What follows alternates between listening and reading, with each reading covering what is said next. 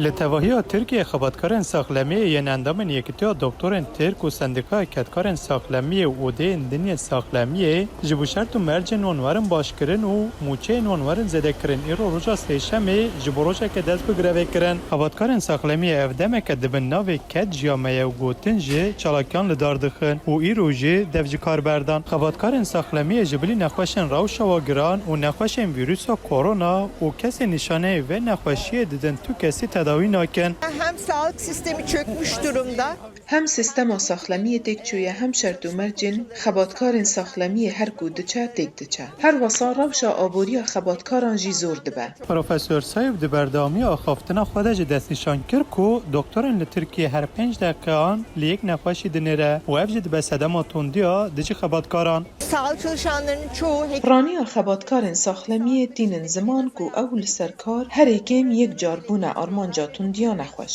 و هزم نخوشان و اف روشا هر کو دچه زیده تر دبه. جبر و یکی جی ام داخوازن قانونا تندیه یا ساخلمی لمجلس وردار خستن. هر وصا ام دخوازن کو پندمیا ویروسا کرونا وک نخوشیا پیشی وردیدن و بقانون جی اف یک وردار خستن. اندام سندیکای کتکارن ساخلمی همشیره روشات آشکان جانی زمان و گوت کو خباتکارن ساخلمی روش بروش دهلن و او جی جبو داخوازا مافن خواه تبلی و گروه بویا. پریکو او دیدن ما لپیشبری و سیستمی ده yani ne peşberi kedamaya hem jibo ve kar dikin jibo ve eylem dikin